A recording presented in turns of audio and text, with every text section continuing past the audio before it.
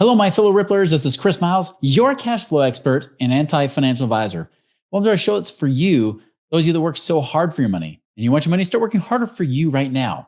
You want that freedom and cash flow today, not 30 or 40 years from now, but right now, so you can live that life that you love with those that you love.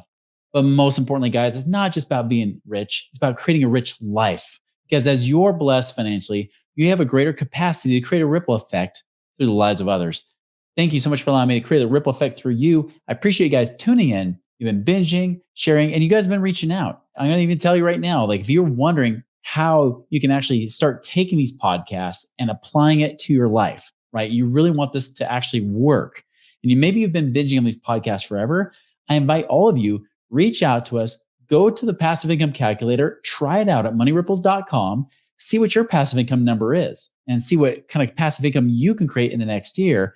And if it's a good number, I'm saying if it's at least 15, 20,000 a year or more, reach out to our team, contact us and say, I want an official cash flow evaluation. In fact, I just had my birthday just a few weeks ago, and I just announced by email, for those of you on my email list, we're actually taking on 10 new clients, just 10.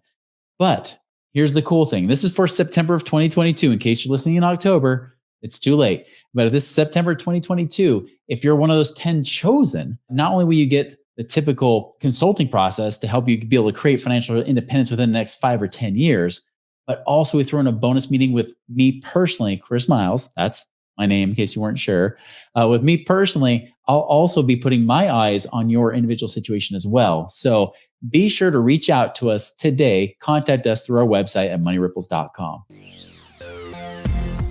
Chris Miles was able to retire twice by the time he was 39 years old. But he's not content to just enjoy his own financial freedom and peace of mind. Chris wants you to have your own ripple effect so you can live free today. He's not the financial advisor you expected. He's the anti-financial advisor you deserve. He's jumping behind the mic right now, ready to make waves. Here's Chris Miles. All right, guys. So I've had a fun few weeks already. We've kind of gone in a pattern with the ones that I've done personally. We've talked about 529 plans and how they've been in danger. We talked about that article that came out. And even more so as we've seen the market come down, just like I predicted when we talked about 401ks. All right. And I put those under scrutiny a little bit and talked about how even with the match, it does not necessarily give you what you need. By the way, we've seen the market correct a little bit since mid-August, just like I had said, just like I had warned many people already. It's bouncing back downwards. Now, in the next few weeks, maybe it settles a little bit because I'm recording this the day before my birthday, end of August here. And so I'm just turning 45 tomorrow. Yay, happy birthday, Chris. The cool thing with this is that I want to continue this conversation. Now, not just 529 plans or 401ks, but now I want to put the whole thing. I want to put all of retirement planning under fire. Now, I'm not necessarily targeting any financial advisors in this, even though they support this very thing that we're talking about.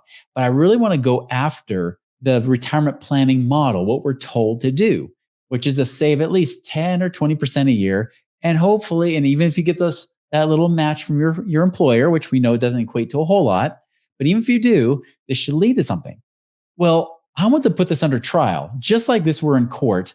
I want to know that there's evidence that these retirement plans have been working. And two, I want to know if there's witnesses, right? Are there good key witnesses saying that retirement plans work? And I'm not talking about these exceptions to the rule, but I actually am going to share with you towards the end here. You're actually going to hear about 4 real life scenarios, not people I know, but actually taken from the Wall Street Journal from an article that just came out the day before I'm recording this, where 4 retirees that had saved into the millions, yet still had some concerns about their retirement.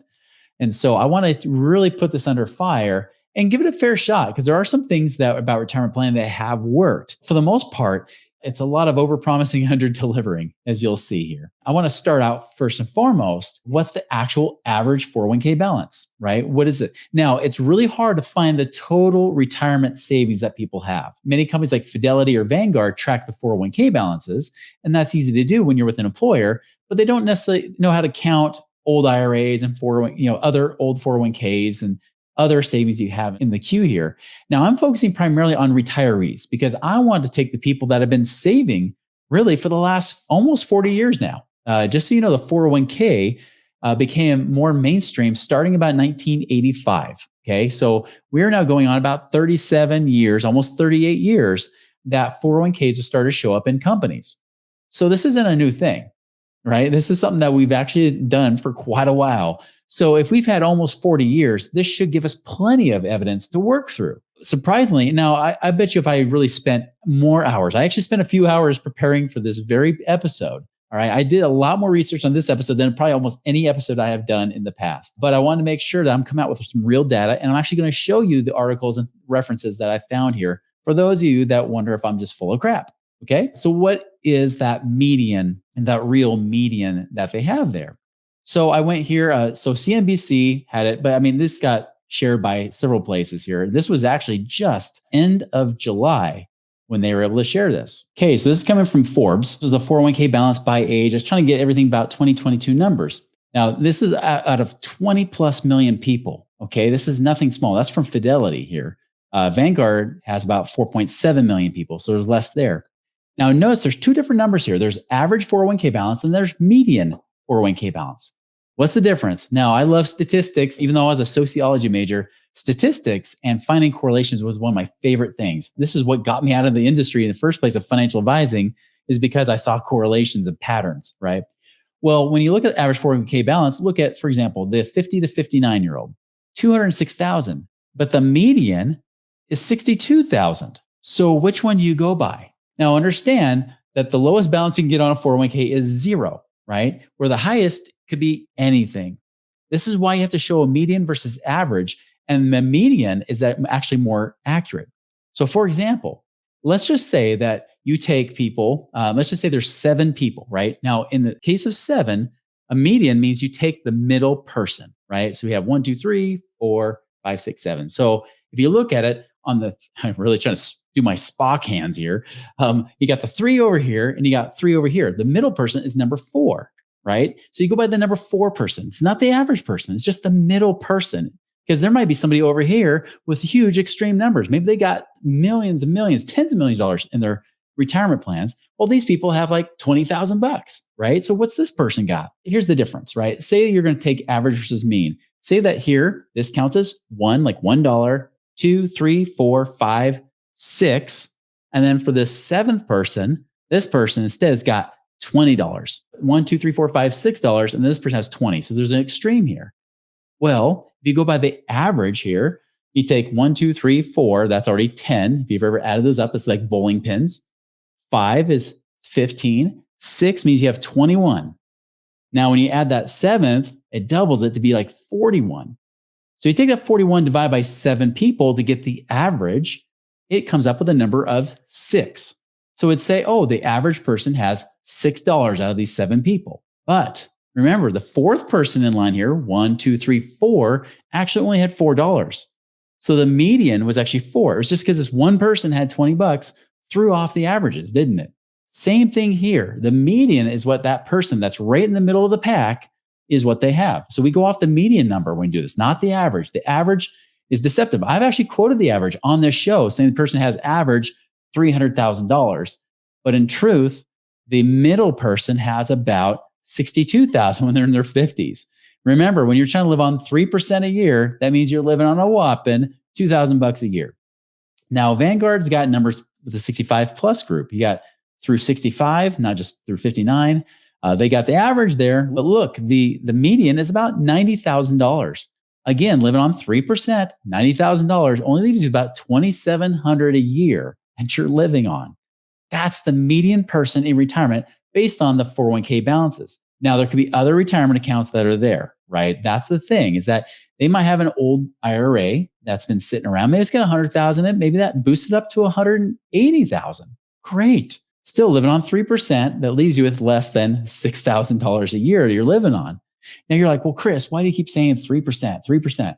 Because we don't want to run out of money. Because the number one fear, and you'll see this the case, even with people that have saved up millions, still worry, what if I run out of money? What if I live too long, right? And 3% is also what the Wall Street Journal came out with even back in October of 2021. They said, hey, we redid the numbers. 3% is a closer number that you should be using for what you try to live on. That means if you have $1 million you actually saved up. By the way, $1 million is really about 12 times the median 401k balance. 12 times. So if you happen to save up $1 million, you're in the top percentile. I was actually trying to find numbers on how many people actually have over $1 million in retirement savings. Instead, I found case studies, which I thought were more valuable actually. So anyways, there are numbers out there, but I didn't go through everything. I apologize. Okay. Needless to say, people don't have much money in their 401ks, right? That's a big issue. And even if you add in more savings, now they talk about how many people are contributing right now. If you're younger, 8% people are contributing of their income. You get in older years, there's people contributing almost 13%. Now, I did take from one article. Now, here's the thing. This is the common quote you see from everybody. whether it's financial advisors or everyone, they say, we believe everybody should save 12 to 15%, right? 15% is a pretty common number. I'm going to show you 15% is not even close to being enough, okay? Here's how. So I'm taking someone who's making, say, $100,000 a year. Current income's $100,000 a year. Not too far off from many of you guys listening to this. I know some of you are making more, some are making less. I wanted to do something kind of in the middle. 100,000 a year is not as much as it used to be, is it? So let's just say you're living on 100,000 a year. Your average return on your 401k is 6%. Remember, we talked about retirement plans there. Say you're 35 years old right now, and you're going to try to retire at 65. You've got 30 years. Now, I do this because I put the inflation rate at 5%. If you look at the 2010s till now, it's the last 12 years, the real inflation rate from Shadow Stats is closer to about 9% average. But again, I want to go lower. I put it at 5%. That means about every 15 years, inflation doubles. Your lifestyle has to double. For your reality, you've probably noticed that's not far off, is it?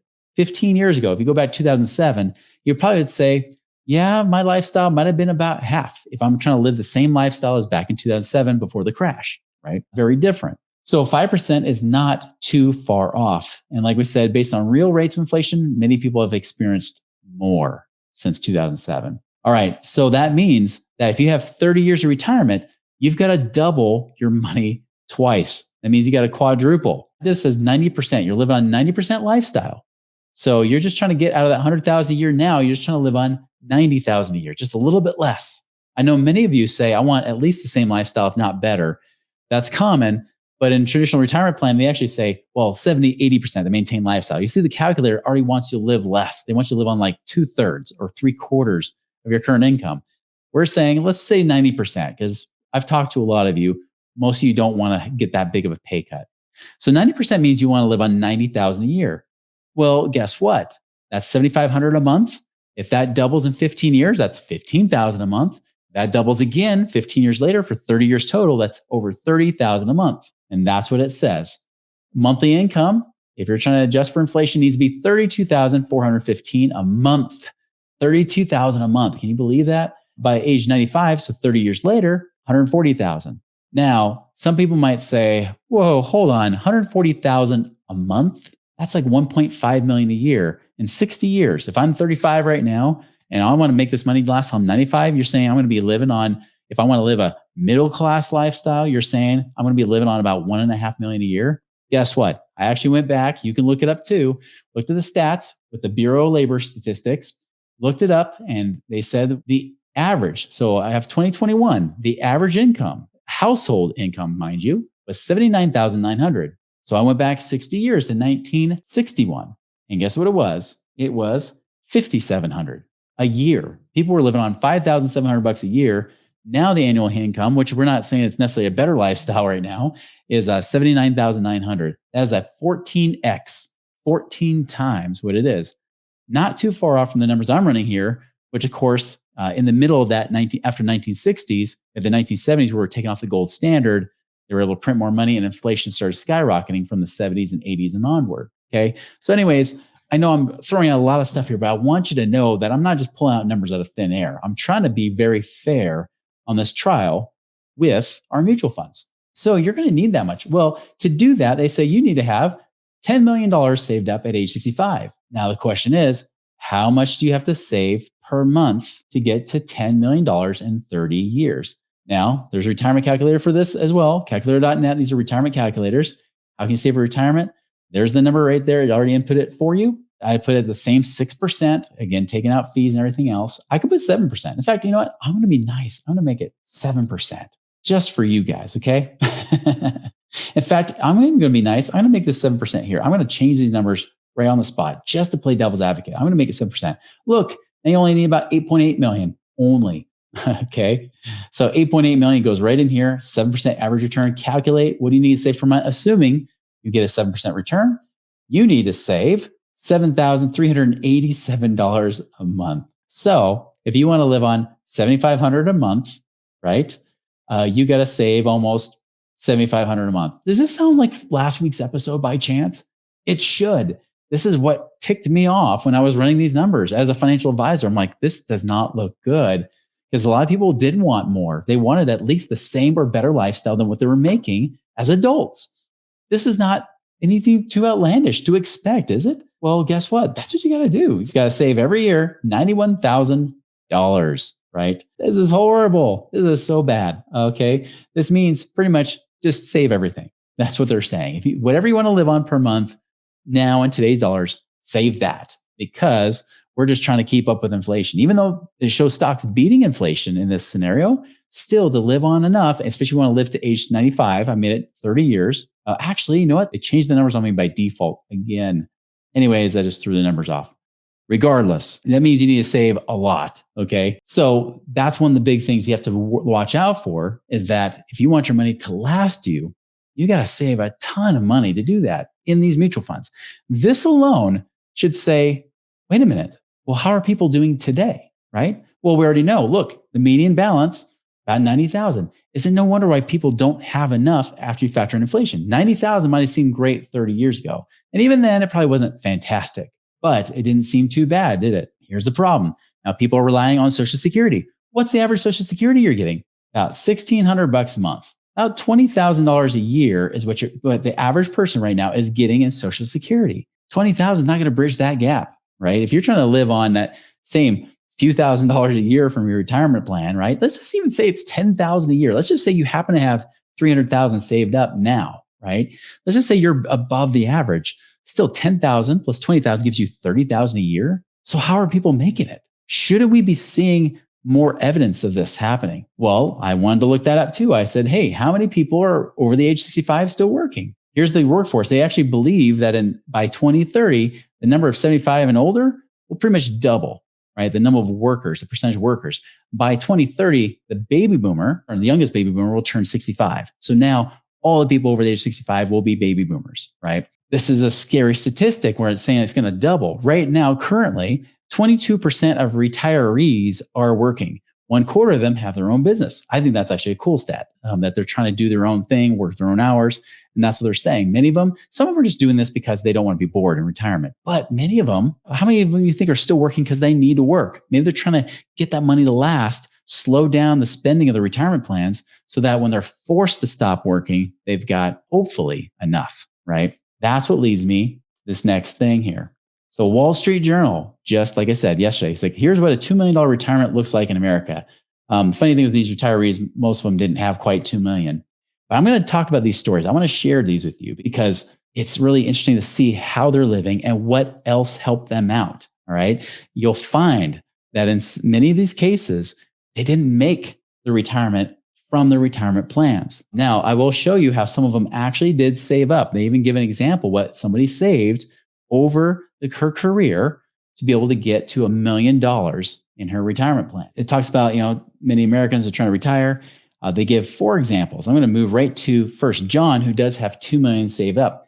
His annual spending, they'll show you right here, is $144,000 a year. This is not too far off. Some people, depending on where you live. Now, this is a good lifestyle. I think $144,000 could be great. Definitely, I think you could have some freedom right there. Now, it says when John Fitzgerald retired as a police lieutenant about 3 years ago, after 33 years on the force, his deferred compensation plan was worth about $1.7 million. Good job, John. I think that's great. This is similar to when we had Dan Markert on here too, where he was a retired colonel, also had a retirement plan. It's a very similar situation here. Now, these days, due to the stock market pullback, it is worth now $1.3 million. Again, this was written just as of August 2022.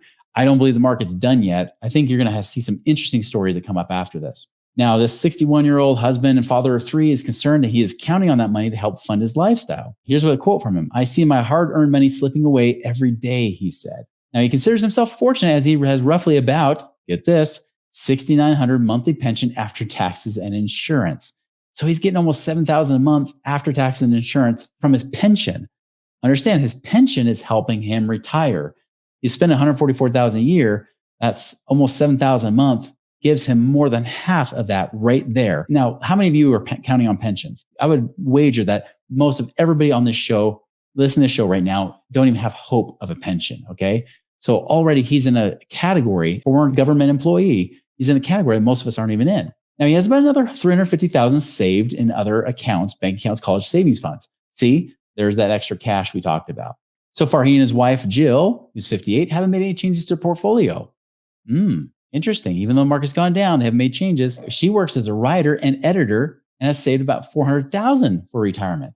So understand, she's still working and saving. The couple is feeling the effects of inflation. They help pay the college tuition for their youngest son, a bill they expect to rise roughly 5% to about $35,000 this fall. So they're still paying for college. Even in retirement, things haven't got cheaper necessarily. In total, they estimate they pay about $12,000 monthly expenses, which is what they said. They estimate, just so you know, including mortgage payments for their Maryland home and a Delaware beach house. This couple has about $400,000 in debt with their mortgages and cars. Now, this is not too far off from many people that reach out to us. This is a very common situation. Already, I can already tell that this guy's situation could be completely reversed and get a lot more hope than what he's doing. They've cut the amount of groceries they buy because their bill has jumped up $600 a month from about $300 a month due to inflation. They have eliminated favorites such as bag salad, as the roughly $4.59 per bag isn't worth the recent $2 price increase, Mr. Fitzgerald said. So think about this. They're saying, oh, we got to cut back on our salads. Now, it's bag salad. I'm not saying this is the healthiest thing in the world. So they're getting rid of some of the conveniences. Hopefully, they're buying more fresh produce. That could help. But they might be saying, you know what, let's buy the cheaper stuff. Let's buy the cheaper processed foods. Oh, well, now we have hope of less life expectancy. That could solve your retirement woes. Okay, so they're trying to save $2 of a bag of salad. And remember, they've got 2 million and they're trying to save $2 a bag. This is the kind of reality that's hitting people, even that are above and beyond. Just so you know, 2 million is over 20 times what the median person has in their retirement accounts right now. And they have a pension. And look at how they're scared.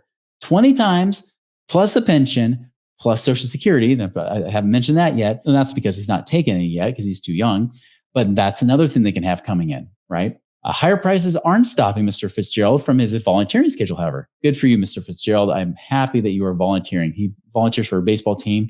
His wife knows he loves it, so she lets him do it. But here's the thing. Looking ahead, Mr. Fitzgerald would like to sell his Maryland home in about 4 years and move to Florida to save on taxes because he's worried about his retirement plan because you get eaten alive in taxes. That's the horrible thing. If you try to pull out $144,000 a year, push it up in a higher tax bracket, you're worried about taxes. Great example. James Compton. This man has $1.5 million. Now he's 84 years old, just recently fully retired.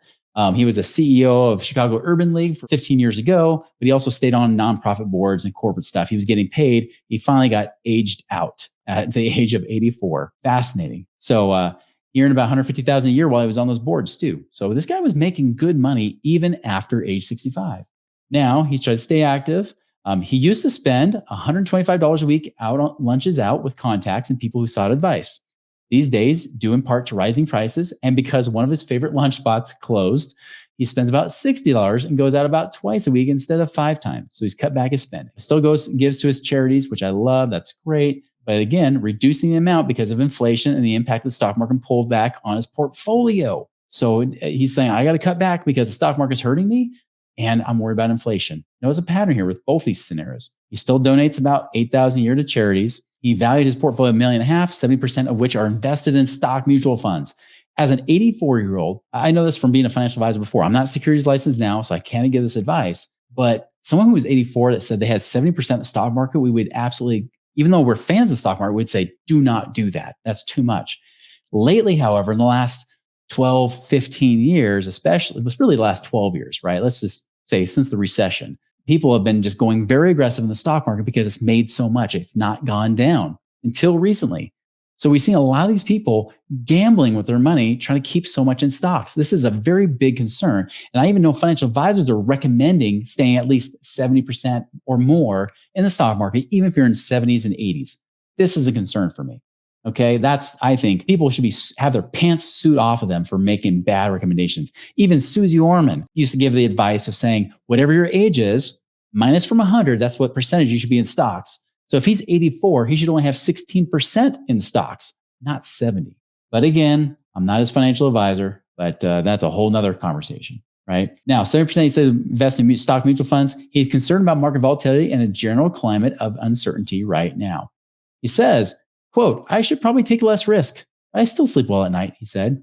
He's also 84 years old. He should be sleeping well at night. He's probably dang tired. Okay. He also probably knows he's going to die soon. So if you got $1.5 million, he's probably thinking, what's the likelihood I'm going to live to 95? Might happen, but might not. Plus, he's got other stuff helping, right? As interest rates have risen, he's concerned about the $200,000 adjustable rate mortgage he's still paying off on his 3-bedroom Chicago townhome. He's unsure what the loan rate's going to do, so he's looking at his options to refinance. He did advise, don't go into retirement with a mortgage, he said. Well, why does he have one? This guy has got paid $150,000 a year. He's got $200,000 left on his mortgage. Why didn't he just pay it off then? Why didn't he just use his cash to pay it off? I don't know. Oh, but look, Social Security checks help him pay for his townhome's upkeep that he estimates to be about $2,000 a year for his upkeep. Oh my goodness, that's nothing. Okay, so that's nice. Devotes more of his time to physical fitness now than he could when he was working 4 days a week. He'll head to the local health club, lift weights, and take a cardio class. Good for you, man. That's awesome. My doctor tells me I'm in perfect health, so I plan to keep learning and connecting with others as long as I can, he said. Good. That's awesome. I think he should live a happy, fulfilling life. But the thing is, he's living at a scarcity. Notice he's still got these fears. And again, $1.5 million as an 84-year-old. More. That's almost 20 times what the average person has. Let's go to Judy Hall. I love this one. She has 1.8 million, spending 110,000 a year. She retired in 2005 at 58. She worked for Berkshire Hathaway. She had $2 million at one point. She was wondering what to do. She traveled around to see retired people, want to know what they did in retired because she's a self-admitted workaholic. Well, she says that she returned to her Manhattan apartment. She increased her volunteer work, which I love, organized conference, and filled in an employee position on leave. I became a church's liaison to a homeless shelter. So she's doing great stuff, right? They've called her the Uber volunteer, and she loves that. Now, here's the thing. 5 years ago, she sold her 1-bedroom apartment she bought. Now, her 1-bedroom apartment was in Manhattan, mind you, and then bought a $450,000 condo in Naples, Florida. So she basically downsized. If you think about Manhattan and the prices there. Now, quote, this is what she says. I need to figure out what my next act is. Like many people, they're wondering what to do next. I'm not a person who can sit around. She is tutoring and doing some stuff there. Now, she's owned a beach house in Ocean City, New Jersey. She frequently entertains guests, including a group of high school friends who printed Camp Cocktail t-shirts. Great. Awesome. She says throughout her 37 years at this is Genry or Berkshire Hathaway, right? She saved 6% a year in her 401k, where she received a 6% company match. She amassed $1 million in retirement. Okay. So remember I said she got to that $1 million mark. Now you might say, wow, that's pretty good. 37 years, pretty much like we said, even before 401k plans, right? Actually, she probably had a 401k plan before because she was actually, if you looked at what she did, she was a human resource executive. Now, you might say, no, I almost went into human resources. With my sociology degree, I was looking at going into human resources myself, among several other careers. Now, they don't get paid much normally. But if you're an executive, and if you're an executive in Manhattan, I wanted to look it up. What does that person make nowadays? Average median income for an executive in New York, $305,972. That could range anywhere from $219,000 on the lower end, $413,000. So $200,000 to $400,000 a year. $300,000 is the median for someone in an executive position as an HR manager. $300,000 a year. This woman was not paid a small amount. So when she says she puts in away 6%, got a 6% match, I'm not saying that she was putting away $18,000, getting another $18,000 match. She probably wasn't making that much because she retired from there several years ago, right? About 15 years ago is when she retired. But even if you cut that in half, making $150,000 a year, putting away 6%, that's still $9,000 a year plus $9,000 a year match, $18,000 a year for nearly 40 years. Yeah, you better have $1 million. It means you hardly made any interest. You see what I'm saying here? Now, I'm not saying she made $150,000 the whole time. I know there's inflation, everything else. My point is this, is that she was well above the average person that's going and out working. And when I say average, I mean the median person, the median income person. Remember the median household income, not individual income. That's more like $60,000 a year. Median household income is about 80,000 a year, 79,900 right now. Okay. That's not a ton. Okay. She was making a lot more than the average. And she also moved to downsize. You can already tell that. Going from Manhattan to Florida, she's definitely living cheaper. Okay. Now, back to her story. Here's what I love. Like I said, with retirement, she had $1 million that she had amassed by retirement. Now, look at this. She swapped her pension for a lump sum added of another $1 million to the balance. Now, I've seen this with several of our clients who get pensions. This is especially true of those that are more baby boomer, older baby boomer. Again, I don't know how many of us will actually have pensions. If you're more like my age, if you're 30s and 40s right now, even 50s, pension may not be even on the radar. But she had a pension that she was able to get another $1 million on top of it. She didn't save it. She had a pension. Again, something that's not available to most people. Throws off the numbers, doesn't it? Although Miss Hall retired shortly before the 2008 financial crisis, her long-term investments have been high enough to replace most of the money she has withdrawn from her savings, leaving her now with 1.8 million of the 2 million she retired with. So she's eating into her money. Despite having $2 million, living on 110,000 a year, she's still eating it. And this is even with markets coming back up. She does say she spends more these days on food, gas, and her Honda Accord and airfare to Roanoke. When she left New York, her spending declined to about 110,000 a year from 200,000. Bing, told you. She receives 25,000 in Social Security. Add that to the balance of what she was getting, right? And donates about 30,000 a year. So basically, whatever she gets in Social Security, she's donating, right? She has 2 homes. She rarely travels, but she hopes to visit Ireland and Australia next year. Otherwise, she said she's more interested in downsizing than spending. I don't want more stuff. Amen. I don't blame you. And you don't need more stuff. That's great. But notice that, again, millionaires needing to downsize, concerned about inflation, balances are declining more than what they're spending. And she's not spending an obscene amount. Guys, this is not a ton. 110,000 a year is just not as much as it used to be. Now, my fourth and final one here is Bob Bradley. Saved $1 million. I love this guy because look at his spending. $92,543. Doesn't Bob just look like a guy that actually knows exactly what he's spending to the penny? He just looks like that. His polo shirt and his face says it all. I actually think this guy is pretty cool. Now, his retirement came sooner than he imagined. He always thought he'd keep going. He's 73 years old right now, worked as a quality assurance manager for a jet engine manufacturer. 2015, he left the company at age 66 over differences with his manager. Still works as a consultant.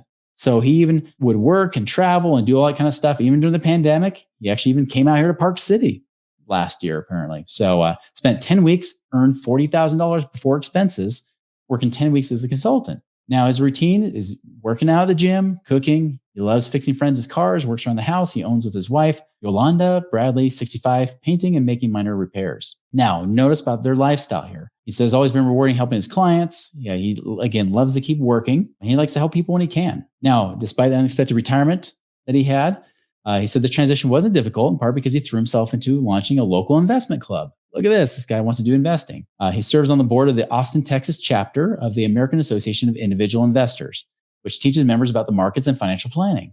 He manages his own money. Hey, Bradley, good for you. That's awesome. Glad you manage your own money. Interesting, he's talking about financial planning.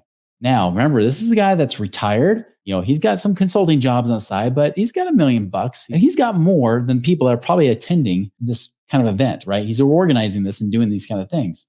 Now, he said when he retired in 2015, his 401k balance was $990,000. Despite withdrawals, the value rose to $1.015 million by December 31st before falling to $965,000 due to the gyrating market and distributions of the IRS requires when he's age 72. Because if you recall, age 72, you have to start taking money out. So he was required to take out $38,000.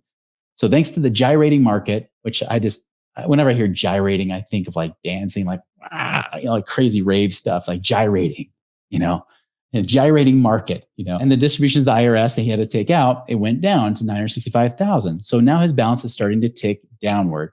But Mr. Bradley said he isn't worried. He says, quote, I have the confidence that having survived to this point, this is a bad time in the market, but it should come back. Yeah, I agree. At some point it will. But when and what will it cost you? Right, Mr. Bradley? That's my question for you. Now, he said his wife, who works in the wine industry, has 2 small investment accounts, but never saved much, in part because her career was interrupted by job changes and whatnot. So remember, his wife's still working. He figures the couple's home was worth about $800,000 and they owe $138,000 on mortgage. Look at it. IRA account has about 70% in stocks, 12% in bonds, 14% in cash, 4% in commodities. Again, this is bad. Even the 12% in bonds, I would not trust that would not go down. 14% cash, great. 4% commodities, depending on the commodities, might do okay. But this guy is still at risk for the market tanking. He said the hardest part of retiring earlier than planned was figuring out how to finance living expenses from ages 66 to 70. He delayed claiming Social Security to 70 to secure a larger benefit of $44,000 a year. That's more than double the median Social Security payments that people are getting. They have maintained their retirement lifestyle, but still, inflation is a concern, they say. This year, they're spending $9,200 a month, up from $8,400 in 2021. In June, they paid for $231. They talk about all their bills and stuff, double the monthly averages, for some of their bills. Grocery bills are up 10%. This guy, he's got this down in the numbers. Medical premiums have declined because Miss Bradley was able to switch from a private policy to Medicare. So thank goodness for Medicare and welfare bailouts. Notice that in many cases, and this is what's going to be true for more Americans, is Medicare, Social Security need to keep going for these people to survive. Otherwise, people won't have enough, right? My point is this. These people supposedly did it well, did it right, yet they're not there. This is just like what happened to my dad, who had a higher than the average 401k balance. Yet I had to tell him, Dad, based on your lifestyle and consumption without Social Security, you have 5 years left to live. That's it.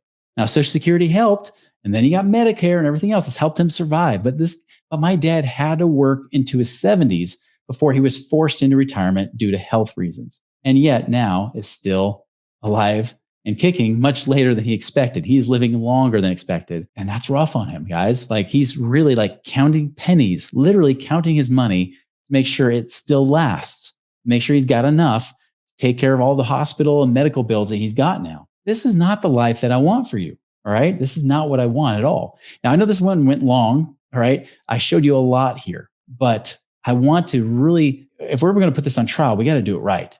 And the truth is, it hasn't worked. People have been saving, it hasn't worked. And I know that if you want to live on $90,000 a year, you're not going to be saving $90,000 a year so that you can retire, right? If you're trying to start from scratch. Now, you even have a case where many situations I've seen that have reached out to us, people have had real estate actually help their portfolio. If it weren't for the real estate, they would be in trouble too. This is my point. You cannot require on financial planning and financial advising, focusing on mutual funds, which is all they really offer, to give you the retirement you deserve. To give you retirement really that you can even survive, at least have a decent survival, right? A decent lifestyle. I don't even mean a luxurious lifestyle like some people would claim that you would have. No, even just having a general middle-class lifestyle requires you to save millions upon millions upon millions of dollars. Just like in that example I showed you, unless you get this massively higher interest rate, you got to have like $10 million plus dollars to live on less than $100,000 a year. And I know many of you reached out saying you want at least $10,000 a month, not $7,500 a month. Understand that if you got 30 years of retirement, you better have at least 10, really $12 to $15 million that you've saved up in those plans. Do the math. Do you think it's going to work? And you can use the calculators I use too. It doesn't look pretty. This is why, as a financial advisor, I had to manipulate numbers. That's why I had to put a higher market return than 7%. Even though I knew the truth, I would put more like 8% or 10%, going with the quoted averages of the S&P, right? I would put in 10% or 12% to give people hope. I would put inflation at 2%. I would even put it at 3, even though they recommend 3. I would put it at 2 because 3 even didn't look very pretty. If anything, if we're putting this on trial here, look at the witnesses. Even the people that should have done well, most cases are not relying on these. Even the best. What makes you think that you're going to be any better? What makes you think your life will be any better doing the same old thing? And we're going to hear this more and more and more as you get the baby boomers getting in the next 10 years. The youngest baby boomer hits 65. You're going to say, oh my goodness, there is a problem here. We got a massive retirement problem. There's not enough money. We got to vote in more ways to bail out our retirees because they don't have enough. Listen, the answer is not bailing you out, is not focusing on living on the government nipple, right, so to speak, right? We're not supposed to be sucking off the government, which is just taking taxes money from everybody else, trying to consume off everyone, because we can't be financially self-reliant. You want to be financially independent, not just independent, even just self-reliant. This requires you to do something different. And that is what we're going to do next week. Because again, I'm not going to spend a ton of time on this, but next week we're going to go into What are those answers? What do those numbers look like? And do they actually work? Have they been proven to work? What's the trial case for doing something like real estate investing? Does it work? That's what we're going to talk about next week, guys. So I know you're going to have to hang in another 7 days to wait for this, but tune in next week. We're going to talk about what's the alternative, because I'm not going to leave you hanging, but I do want you to leave asking yourself, why am I doing this? If you're doing this kind of financial planning, why are you still doing it? Even with all the evidence against you, everything working against you, why are you still doing it? What makes you think you're the exception? That's the question I want you guys to ponder this week. Go and make it a wonderful and ponderous week, and we'll see you later.